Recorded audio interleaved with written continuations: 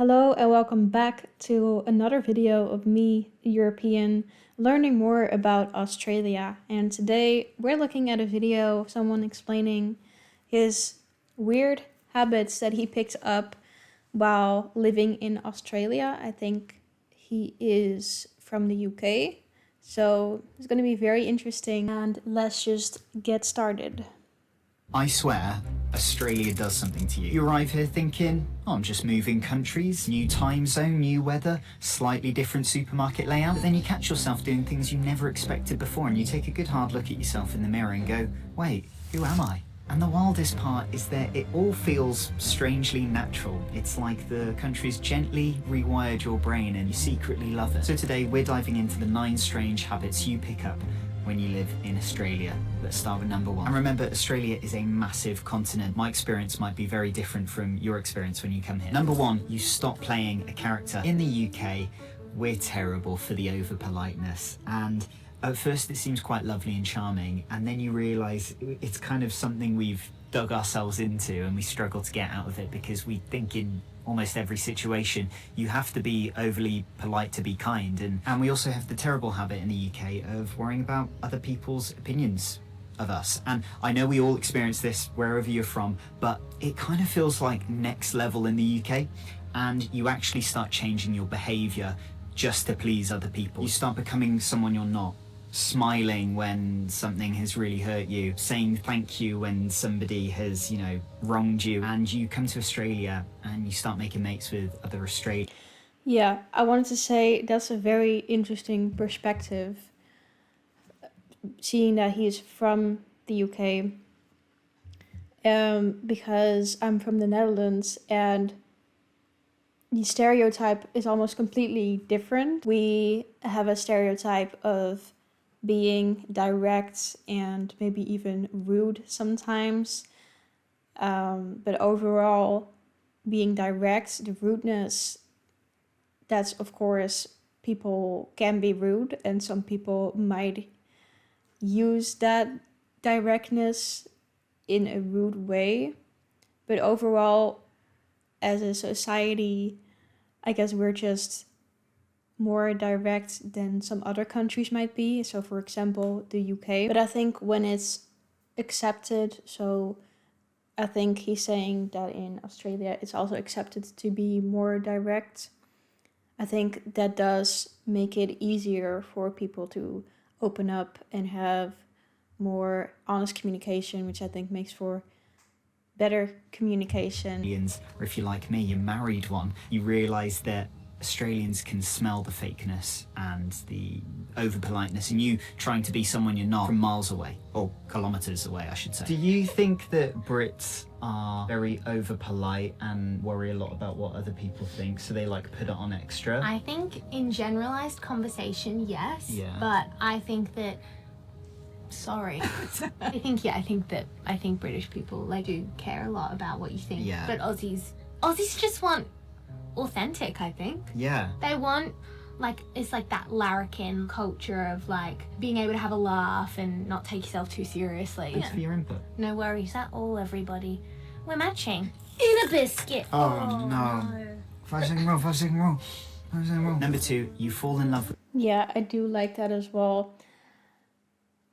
The realness and the authenticity speaks to me. With the outdoors again. Do you remember when you were a kid and you wanted to go outdoors a lot and you want to go to the woods and build a rope swing and get on your bike and things like that? I was a bit like that. But when you become an adult in the UK, especially when winter comes around, which kind of does feel like a 6-month season, some days we literally only get 6 hours of daylight and it's rainy and it's great. It's so easy to just plug yourself into the couch, turn on Netflix and just chain drink and eat tea and digestive biscuits. Whereas you come to Australia and you realise what an impact the weather has on you. I've mentioned this before, we often get seasonal affective disorder in the UK, a lot of us do anyway, which is a type of depression caused by lack of sunlight, and it just makes you feel rubbish. And also if you live in a city like Brisbane, it's kind of the same. I don't know to what extent it is in the UK or where he's from, specifically in the UK, but in the Netherlands we also don't get that much sunlight.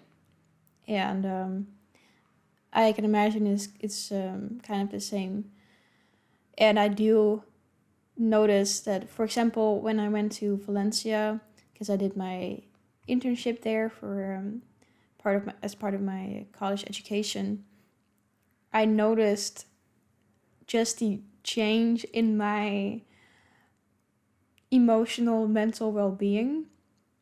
Just that sunlight and a blue sky can have just that impact is so much greater than I thought before I experienced it.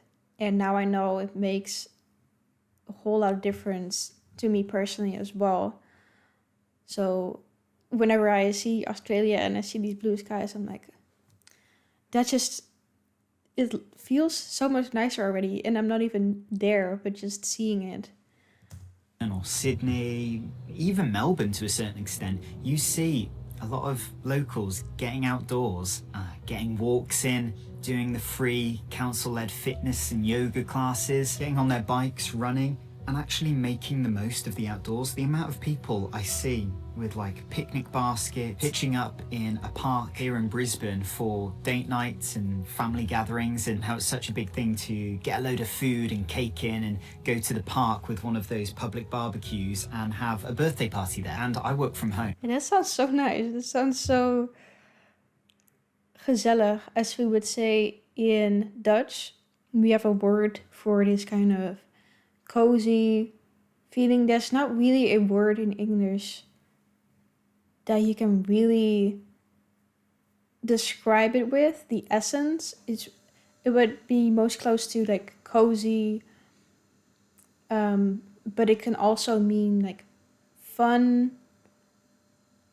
It's a mix of fun, cozy, warm feeling, depending on the situation as well. I think the Danish also have their own word for this, but yeah, that's the best I could describe it. But that sounds so gezellig to just go outdoors so much and spend time with your family in the sun, barbecuing or whatever else you're doing, picnicking.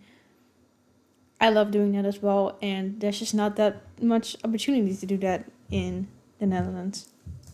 So now, of course, we do have days where you can do it, but yeah, so many less days you could do it than in Australia. if I don't leave the house, I just go mad. I just go crazy. Quick reminder, if this video gets over 25,000 likes, I will go play a proper game of NRL. If that's something you want to see, hit that like button. Number 3, you visit the bakery a lot more often. You thought we liked a bakery in the UK. Wait till you come to Australia. Bloody love it here. A really big thing here is Vietnamese bakeries that serve a hybrid of British, Australian baked goods and also Vietnamese things like rice paper rolls, with a satay dip. Banh mi, which is basically meat and bread. I have the tofu.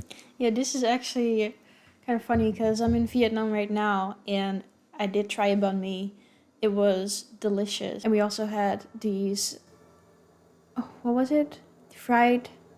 Crispy fried dumplings. Insane.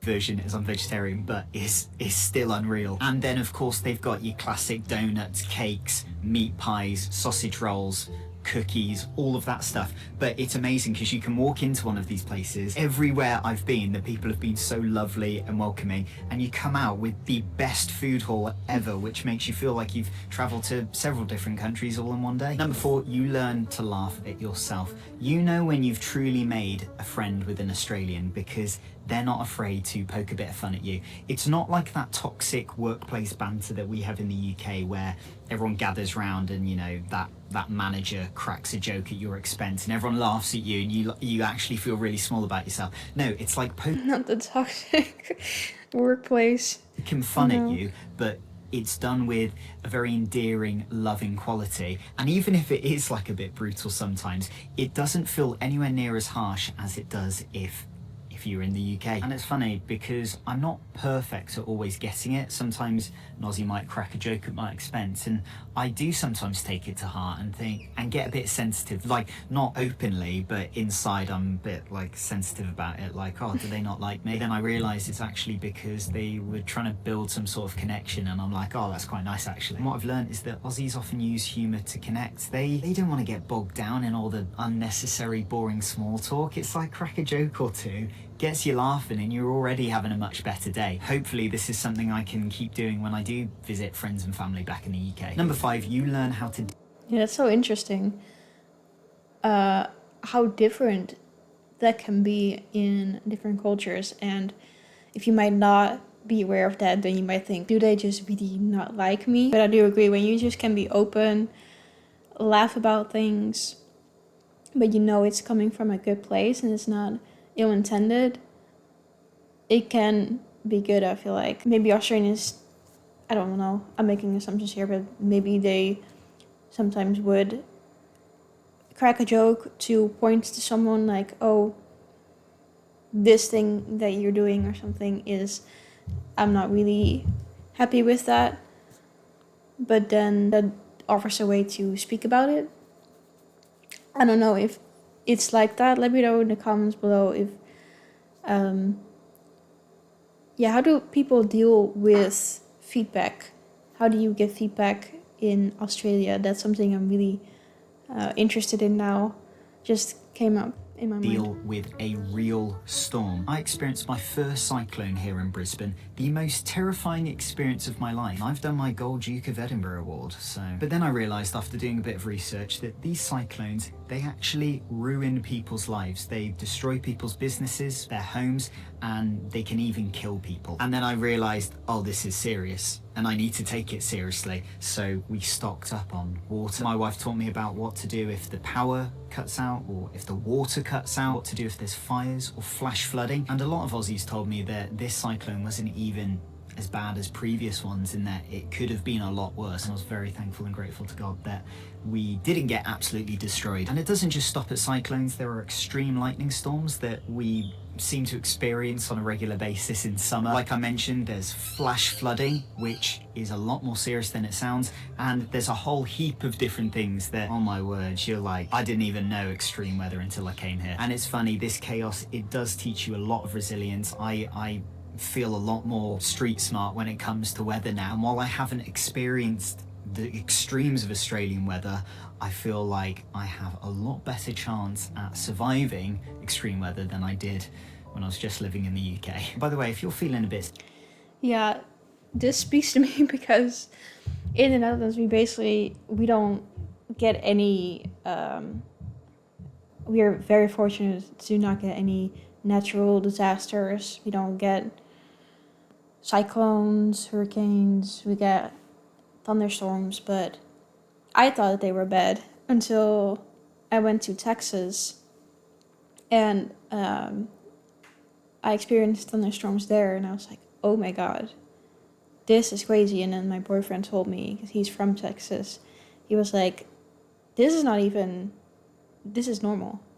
Like, you haven't even experienced bad thunderstorms here yet. And I was like, what? Stuck in your home country and you want to rebuild life abroad, somewhere like Australia, like I did. I actually write a free weekly newsletter with a load of helpful tips and fun little stories. So if that sounds good, I'll leave it in the first link in the description below, or you can scan this QR code here. Let's get back to it. Number 6, you become absolutely obsessed with sun safety. Now, whenever my parents leave the house without sunscreen, I'm like, what are you doing? What are you doing? Why are you trying to hurt yourselves? I love you guys. Not all Australians are like this, but a lot are very, very sun safety conscious. A sun safety campaign here, Slip Slop Slap by Cancer Council, absolutely amazing. Now, British skin plus Australian UV, absolute nightmare, trust me. I went to went paddleboarding on the Gold Coast, thought I don't need sunscreen, it's cloudy. The UV was extreme. I only realised that after. I got so sunburned, I was like a tomato. Had the flight the next day, and whenever I was wearing a car seat belt in the taxi, it was sheer brutal pain. And I wouldn't wish it on my own worst enemy, which actually I think was that mozzie that bit me 2 weeks ago. And I know a lot of people are worried about some of the chemicals in sunscreen. So what I would recommend is find yourself a natural natural sunscreen, one that uses something like zinc. A zinc-based sunscreen, from my research, is one of the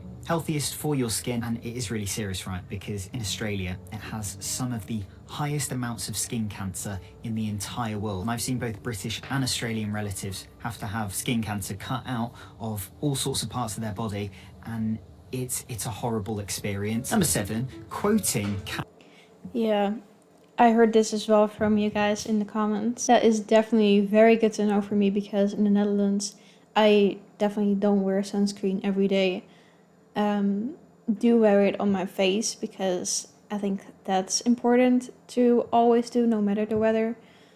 At least putting sunscreen on your face. But that is very good to know, to also lather it on my body whenever I go to Australia, even though the sun might not be quite as bright, or it's maybe a little bit cloudy, because I'm not used to it. And I am quite pale, if you can't tell. Now, maybe with the light, I don't know if I look more pale in real life or not, because I do have a white light shining on me, the ring light. This is not even the most pale I get. This is me being a little bit tan, like milk. I blend into white walls. I think that's a bit of an exaggeration, but yeah, very good to know for me, because I would definitely get sunburned. Kath and Kim. If you've never seen Kath and Kim, it is a brilliant comedy. It's on Netflix in Australia right now, and it's about a mother, Kath, and her daughter Kim, and their life together, trying to watch Australian TV every single week, because we don't have like a Foxtel thing. And I didn't think I would start quoting, Australian TV shows as if I were a local, and then I walk around the house, I'm tidying up, I'm making brekkie, and I'm saying it's nice, it's different, it's unusual, and I'm like, what has become of me? Number 8, my cooking. I've never heard of that, but now I'm wondering, now I really want to see Australian TV shows. I need to inquire about that. Has improved. One of the things I noticed when I first moved here is that a lot of the fresh produce in the grocery stores here, a lot of it's grown in Australia, and it means you kind of have to adapt your cooking and your recipes to cook with the seasonal ingredients like you would have done back in the day, I guess. And it becomes a bit like a game, going to the supermarket and thinking, oh, they don't have that in stock today, but they do have this. And also, a lot of the major supermarkets like Coles and Woolies, they often have a greengrocers right outside with, in my opinion, even fresher, even better smelling fruit and veg. It's been really fun cooking with seasonal stuff, and actually it's taught me a bit more about agriculture, but it does teach you to think ahead a little bit more. Number 9, you do less online shopping. Now, my Amazon Prime Australia account will probably disagree with this, but as I work from home, I sometimes get a bit of cabin fever. Even when I've done my run in the morning, I start getting a bit bored and a bit lethargic. And so this is a great excuse to get out of the house and support some local shops, the local economy. So now when I want to buy something, I don't just default, is this true? I don't always default to buying it online. I will think, oh, can I get this at a proper brick and mortar shop? And it's nice because it does teach you to slow life down a bit. You don't need everything right here, right now. You don't need that. Everyone. Yeah, this is what I was talking about as well in the New Zealand video from last week. I can definitely see the appeal in that, especially someone who also works from home. I do relate to that, and it's nice to get out of the house. And if you can support local businesses at the same time, then that's just a win-win situation, in my opinion. One tells you to just get Uber Eats and DoorDash that and order all your clothes from that really cheap fast fashion website because they do next day delivery, and you're just going to throw it in the bin a few weeks later, and you realize, no, I don't need to do that. I can just slow down and enjoy life a bit more. And slowing life down a bit more and reducing the amount of dopamine you get from social media and shopping, not to get too deep, it feels really good, and Australia has really helped me to do that, and I'm very grateful to Australia. And the thing is about all of these habits I've picked up, they all stack on top of. I agree about the slow pace of life. That's something that I also intentionally work on. Now I'm not a big social media person in general, which might be quite ironic because I'm here making these videos. But as far as consuming, I have social media accounts, but I don't use them.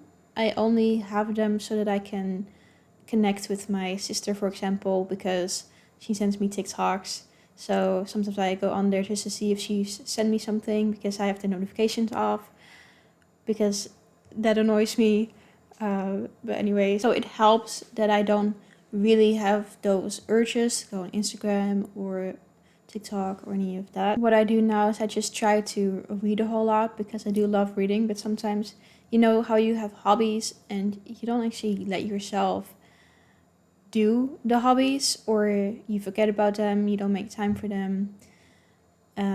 So I just read a whole lot more now. Just things like that, really thinking about how you spend your time can actually be really helpful sometimes, because at least personally speaking, sometimes I get in such a rhythm or a routine that I stop thinking about, okay, do I actually like the way I'm spending my time right now? Or is there something that I could be doing instead, which brings me so much more joy and fulfillment, like going outside and just sitting in nature? Not to get too deep either, but yeah, I love that. I think in Australia, you do get stimulated more, or how do you say it? You get more naturally encouraged to go outside more and live that slower pace life. So I love that. Each other, and you suddenly find that you're, not to sound cringy, but you're a much more different person than you were before. And you go back home to your home country, and your friends and family do take a second look at you, and they do think you're a bit of a weirdo sometimes, because you do all these weird new habits now, and they're like, miss the old you. But Australia shapes you without forcing you into it. They say, give this a go, mate. We think you like it. And turns out, you do like it. Yeah, from what he mentioned, it sounds like a lovely experience, and I do agree that traveling and experiencing new cultures, new places, does shape you and change you in a good way, in my opinion, because I am traveling around Southeast Asia right now. Get all these new perspectives on life, and that also does really help you to think about your own life and how you want to spend it. So I'm a big proponent of traveling and getting new experiences, because I think it can only help you grow and become a better version of yourself. And I would love to experience the Australian culture one day as well, and see for myself how it could impact me and make me a better person. And yeah, really looking forward to whenever that day will be.